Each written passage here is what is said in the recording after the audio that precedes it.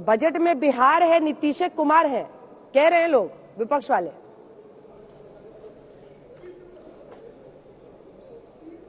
अंजना जी, मैं अब से 40 साल पहले जब मैं पार्लियामेंट में आया था तो उस समय अटल जी, आडवाणी जी, सोमनाथ चटर्जी, इंद्रजीत गुप्ता, राजीव गांधी, वीपी सिंह, चंद्रशेखर जी, शरद यादव, रामविलास पासवान वगैरह वगैरह, ये सब लोग हुआ करते थे। बजट आता था, ज्यादातर समय कांग्रेस की सरकार रहती थी। जो जो अच्छी चीजें थी उसकी हम तारीफ किया करते थे।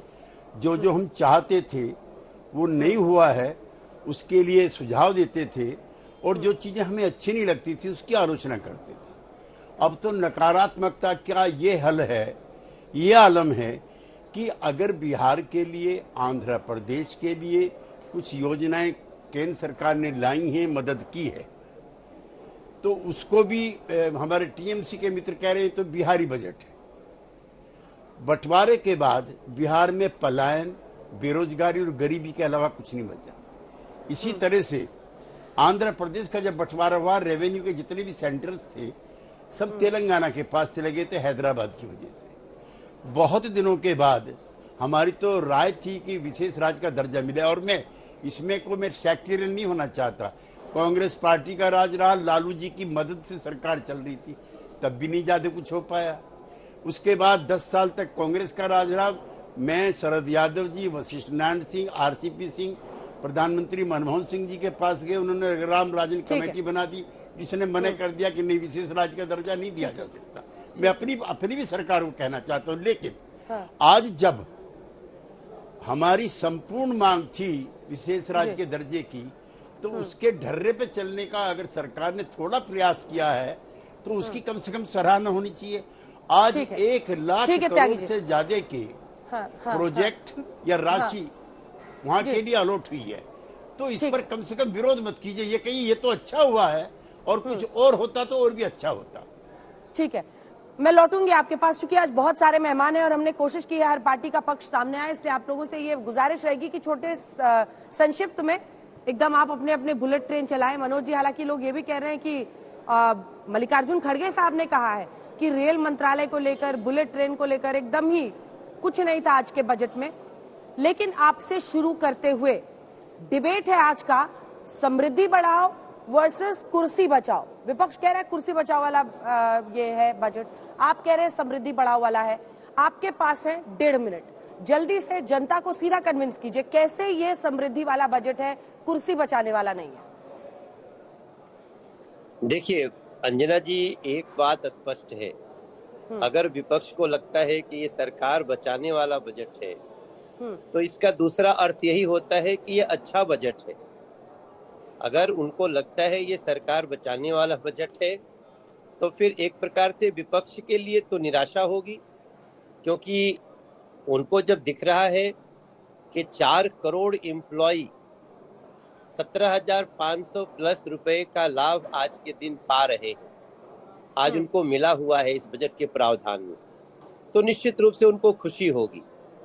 अगर 1 करोड़ युवाओं को एक नया आसमान देने के लिए उनकी इंटर्नशिप शुरू होगी टॉप 500 बड़ी कंपनियों में, उनको एक नया आसमान मिलेगा, तो निश्चित रूप से जो खुशी होनी चाहिए विपक्ष को नहीं होगी, क्योंकि ये अच्छा काम किया है, विपक्ष निराश होंगे। अगर आज इस देश में बिहार के बदहाली को दूर करने के लिए एक बड़ा प्रावधान किया गया है, मैं बैठा था जब मैं सामने देख रहा था कि हमारे साथी लोग चिल्ला रहे थे ये बिहार का बजट है, जैसा अभी आदरणीय त्यागी जी ने कहा, क्या बिहार और बिहार के लोगों की खुशहाली में देश की खुशहाली नहीं है? और मैं समझता हूँ इसमें गरेड़ी पटरी के लोगों के लिए भी, जो कल तक 10,000 रुपया मिलता था 20,000 मिलेगा, वो देंगे तो 40,000 मिलेगा, फिर वो देंगे तो 1 लाख मिलेगा। तो रेडी पटरी से लेकर के युवाओं से लेकर के और बड़े बड़े राज्यों को पानी कैसे दिया जाए, इसकी व्यवस्था इसमें किया गया है। और सबसे बड़ा मैं मानता हूँ कैंसर की दवाई, एक लास्ट लाइन, कैंसर की दवाई से कस्टम हटा है, इस बजट को मैं बहुत सर्वोत्तम मानता हूं। धन्यवाद मोदी सरकार, धन्यवाद एनडीए सरकार। ठीक है, मनोज जी बने रहिए हमारे साथ। सुप्रिया श्रीने जी, आपके पास आते हुए मैं आपको याद दिलाती हूँ, घोषणा पत्र कांग्रेस पार्टी का आंध्र प्रदेश को विशेष राज्य का दर्जा देने के लिए पेज नंबर 36 पॉइंट नंबर 10।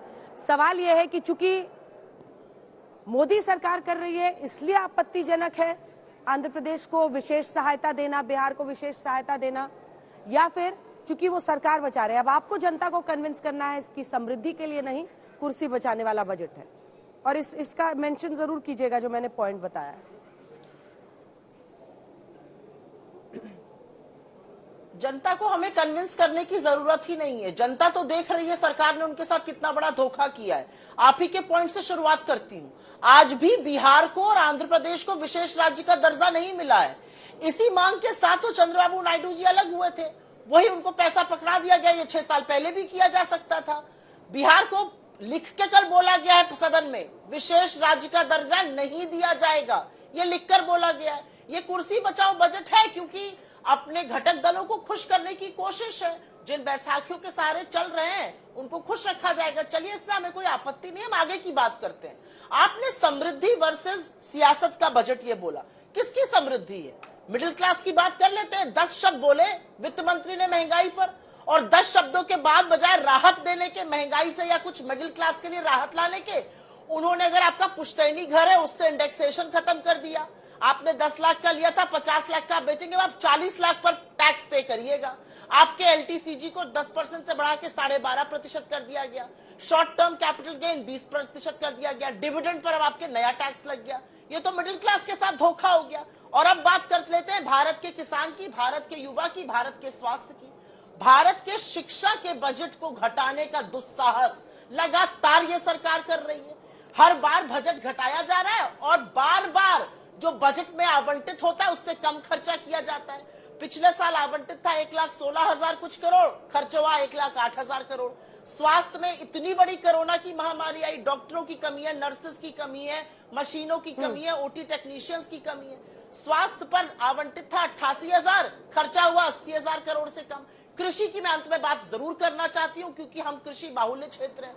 खर्रे में जो लिखकर मिल जाता है उसको पढ़ देने से बजट थोड़ी अच्छा हो जाएगा। कृषि, एग्रीकल्चर एंड एलाइड सर्विसेज का बजट 5वीं बार लगातार घटाया गया टोटल बजट के अनुपात में। और यही नहीं, पिछले साल के आवंटित 1,44,000 करोड़ से कम खर्चा इस बार भी किया गया। मतलब आप कटौती शिक्षा में, स्वास्थ्य में, कृषि में कर रहे हैं। कहां जाएगा ये देश? कभी किसी ने सोचा है? और एक अंतिम बात कर देती हूं, हम बहुत खुश हैं। हमारे घोषणा पत्र का तल्लीनता से अध्ययन किया है वित्त मंत्री ने, अच्छी बात है। कट कॉपी पेस्ट भी किया है, बहुत अच्छी बात है। लेकिन नकल में भी अकल की जरूरत होती है। और इसलिए मैं कहती हूं, हमारी पहली नौकरी पक्की थी। हमने कहा था हर डिग्री, हर डिप्लोमा धारक को 8500 रुपए प्रति महीना, मतलब 1 लाख रुपए साल का देंगे। चलिए, ये 5,000 रुपए महीना देंगे। लेकिन ये इंटर्नशिप सिर्फ टॉप 500 कंपनियों में लगाएंगे। 1 करोड़ इंटर्नशिप टॉप 500 कंपनियों, मतलब हो गया हर कंपनी में 4,000 इंटर्न। आपके यहाँ भी इंटर्न आते हैं, 4,000 इंटर्न आप लोग ले सकते हैं। जो टॉप 500 कंपनीज होती है वो ऑटोमेटेड होती है, एआई होता है, मशीन लर्निंग उसमें जबरदस्त होता है। 4,000 इंटर्न लग सकते हैं। मतलब कॉपी पेस्ट भी थोड़ी अकल लगा के किया गया होता है।